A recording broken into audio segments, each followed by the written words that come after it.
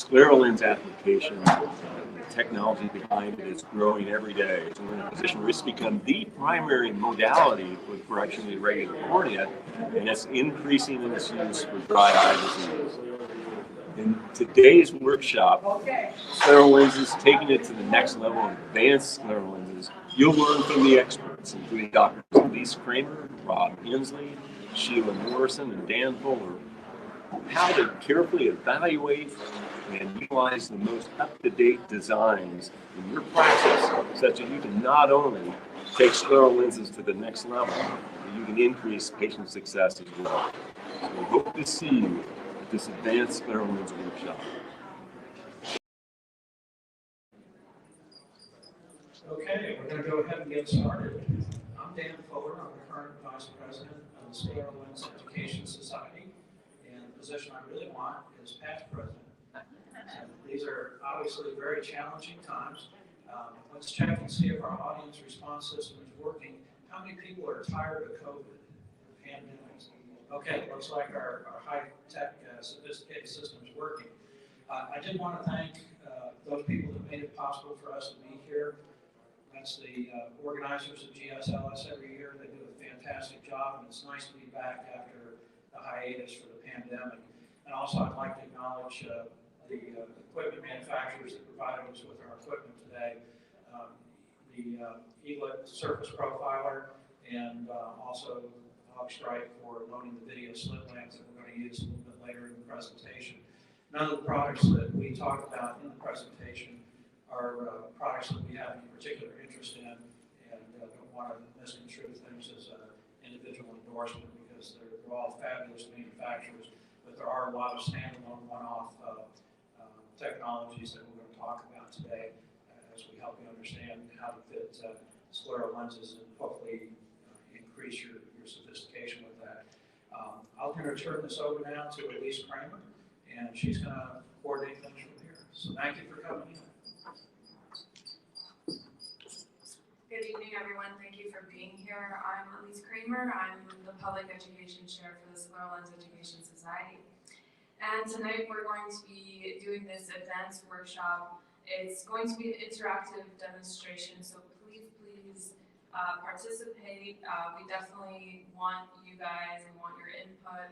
And we are going to be using a system that you may or may not be familiar with. It's called Full Everywhere. It's going to be multiple choice or free text response. So there's 3 ways to participate. You can text Matt Kaufman 151 to 22333, or you can download the app or open the internet browser and go to pollev.com/mattkaufman151. Each speaker will be introducing themselves when they begin their part of the presentation, and we will be taking questions throughout the presentation and also at the end. So you can use the GSLS app also if you want to ask a question.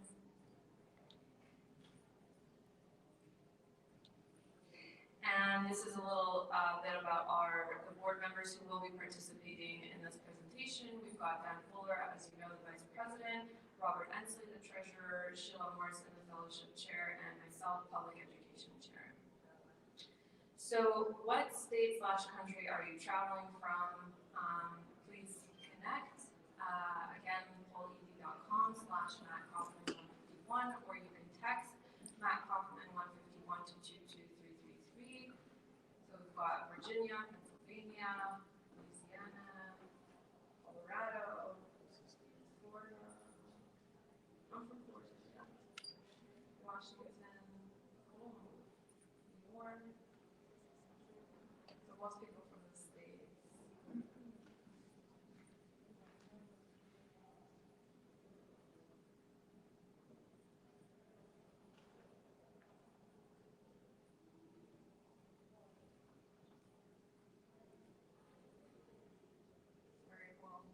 Well, Sheila's joining us from Canada, so go Canada.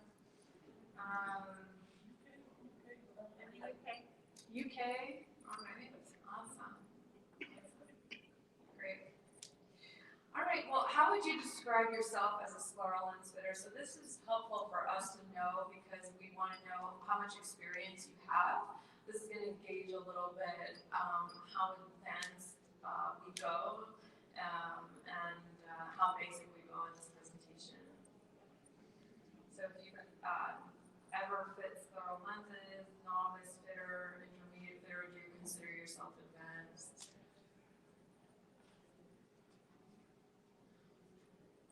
So I guess most are intermediate to advanced, which is good. That's perfect for an advanced workshop.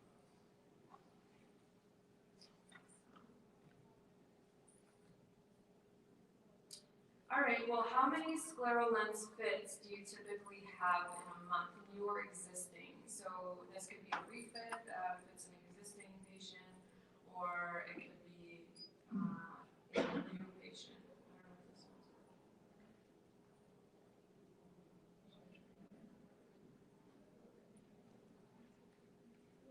one's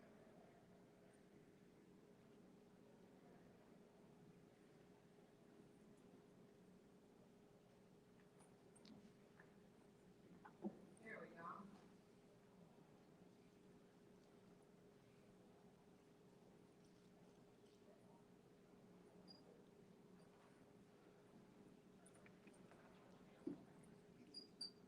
So most people fit about 0 to 5 scleral lenses per month, but we've got a bunch that fit between 6 and 15, which is definitely a high amount. So that's good.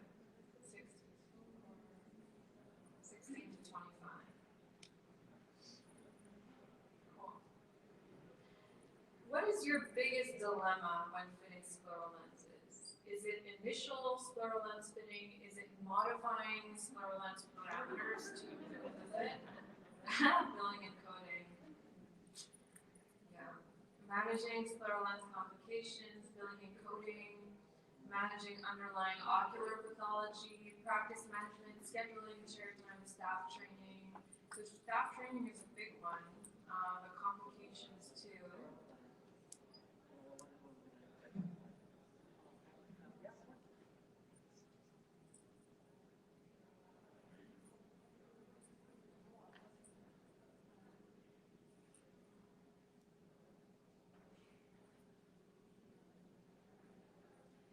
So a lot of people, the biggest issue, I guess, is managing scleral lens complications, which we will be talking about today, and practice management, scheduling, share time, and staff training is another big one. So that's also something we will talk about. What do you hope to learn during this interactive demonstration? How to fit and evaluate a scleral lens handling and care regimen, how to manage scleral lenses after it has been fitted, scleral lens complications, how to analyze scleral topography, how to manage my scleral lens practice. So most people want to learn how to troubleshoot scleral lens complications, which we will be talking about.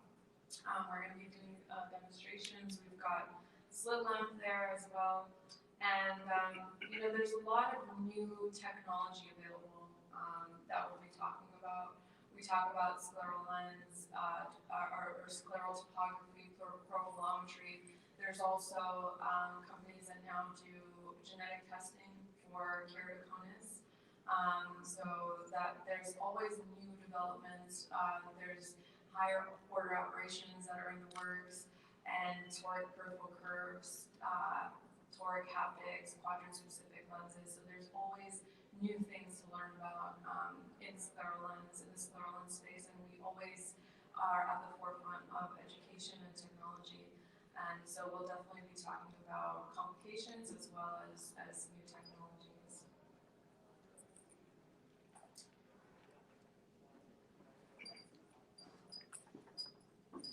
All right, well, thank you, Elise. So my name is Rob Hensley. I'm the current secretary of the GSLS. I practice in Louisville, Kentucky, in private practice there. So, before we delve into some of the more advanced topics, we always like to do a review on the fitting process. And so it may be a little basic for our advanced fitters, but hopefully a nice refresher for our less experienced fitters and help reinforce concepts of the scleral fitting process. Before I forget, on our poll, there was a lot of interest in practice management, billing, and coding, which we probably won't be talking as much about today, but we do have a number of webinars archived on our website under the under the practitioner section, which you can join and become a member, and it's all free to you if you wish to review that after this meeting. So of course, we all know scleral lenses. They're large diameter, high decay, gas permeable lenses. They vault the cornea. They align to the sclera. They're subclassified by size, particularly based off HVID. So because the average HVID is a little less than 12 millimeters, typically a lens that's 17 millimeters or less would be considered mini scleral, and those larger would be considered large. And as our scleral lenses, as our designs have proliferated over the years, one point of potential confusion can be all the wide variety of terminology that are used.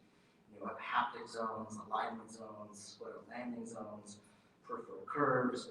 So it can be kind of confusing. So a few years ago, our colleagues sat down and put together this guide. Dr. Kramer was a part of that. And they sought to basically simplify how we term the different nomenclature for scleral lenses. And they simplified it into 3 zones. The optic zone, which houses the optics, typically controlled by the central base curve. The transition zone, which overlies the limbus and helps a lot with centration. And then, of course, the landing zone, which is the part of the lens that will actually land on the conjunctiva. And as you see on this cross-section of CT, the optic zone radius extends just shy of the limbus where the transition zone begins, and then the landing zone radius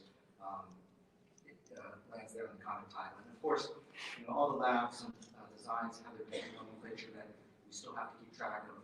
But in terms of just a general schematic, this is a very good representation of a scleral lens design. So of course, our ideal fit should vault the cornea align to the bulbar conjunctiva and the sclera. These pictures are pretty self-explanatory. One thing worth noting on this image on the left with the fluorescein, shadowing can be somewhat tricky. It might look like maybe there's a little bit of mid-peripheral touch or minimal touch, particularly on the right side of the image, but that can also be it can be different based off of where your illumination is set. So make sure when you're scanning across, you look at the lens from both sides. And then of course, when you're looking at the alignment on the image on the right, you can see the fluorescein spill out just beyond the limbus.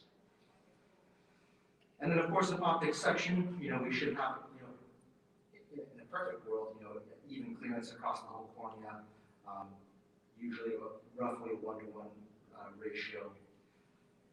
So how do we get there? These are our fitting steps. The first step, of course, a lot of us like to fit from the inside-out approach. So we start by choosing lens diameter.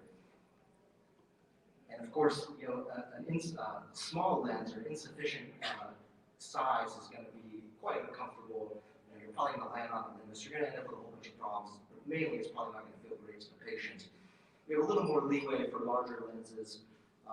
Although if you go too large, you have to deal with scleral shape, and there's potential for a little more decentration.